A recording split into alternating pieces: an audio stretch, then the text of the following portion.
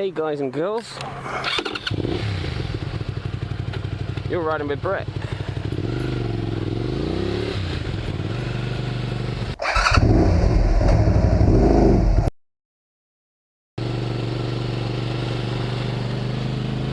And this is my broken leg story. I broke my leg in 2014, I believe. And basically what happened was I was in a relationship and that relationship broke up and I was feeling a bit sorry for myself, so I went out and bought myself a motorcycle. It's a DR350 Suzuki.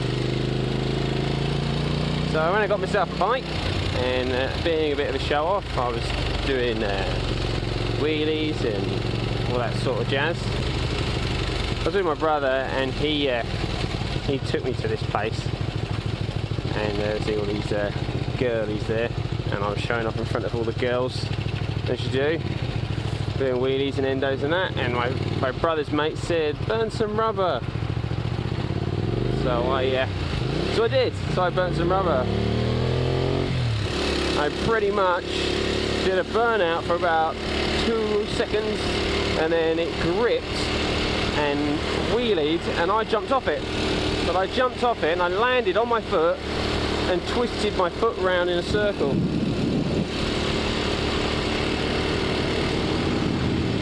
Thus breaking my leg.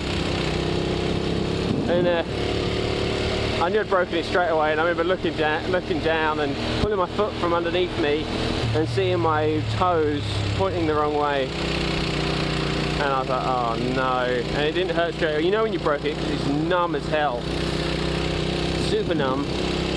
And I was like, I've broken my leg, So my brother immediately stops, he comes over, he's like, you okay? So I've broken my leg, he turns the bike off, he calls an ambulance, and I'm there, laying there in the road like an idiot. And basically, I rung my mum. That's what I did. I rung my mum and said, Mum, I'm okay, but I've really badly broken my leg. And she's like, you idiot. She's like, you idiot. I was like, yeah, that's me. So,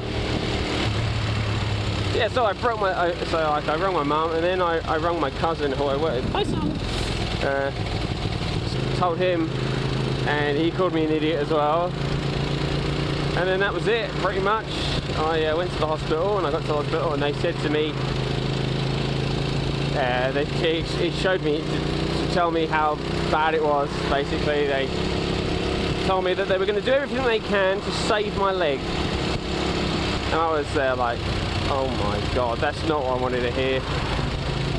So, yeah, so that was it, pretty much. I spent a week in the hospital, and they managed to save my leg. I've got a rod going through the bone and some pins holding it together, and lucky enough it all works, because they were worried about cracking, because it's like I got a spiral fracture, and they were worried about cracking the spiral fracture into my ankle and me not being able to use my ankle again.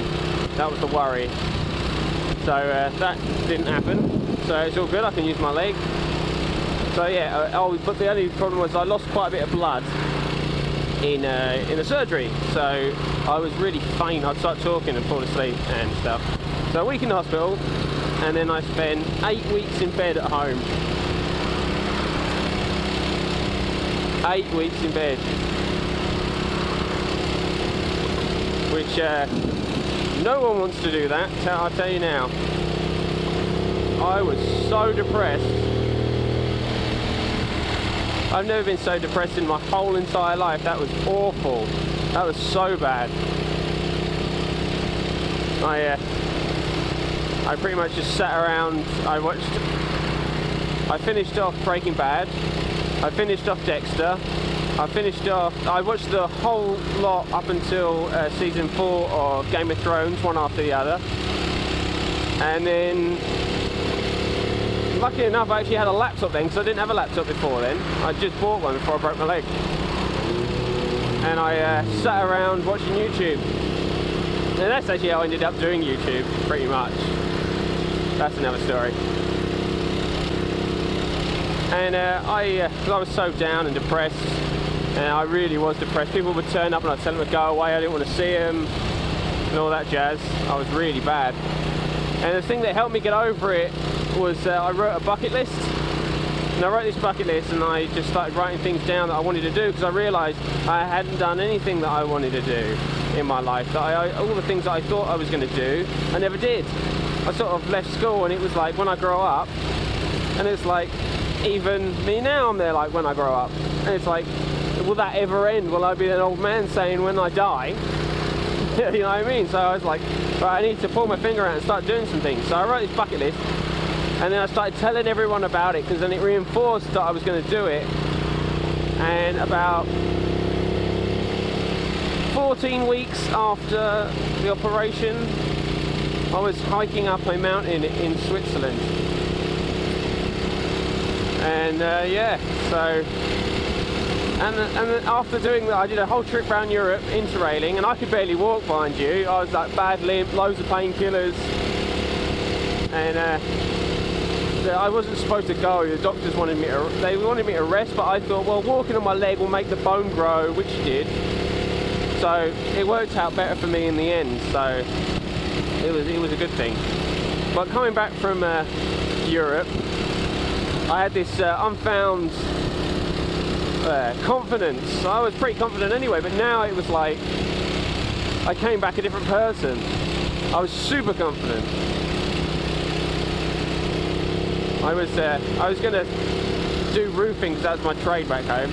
I was going to do roofing, and I was going to start a business and stuff, and I actually got into a car accident when I got home. A van drove into me on the motorway, and just happened my friend, he rung me at that time and he said, come to Australia. I was like, okay. So I got my visa within like half an hour. I got my visa granted, and then I ended up here. So that's it. And for me to actually start doing some of the things I've always wanted to do, it took me to break my leg, which is really, really strange. So that's that's my broken leg story. I hope you enjoyed it, and I'll catch you later. See you on the road. You've been riding with Brett, and peace.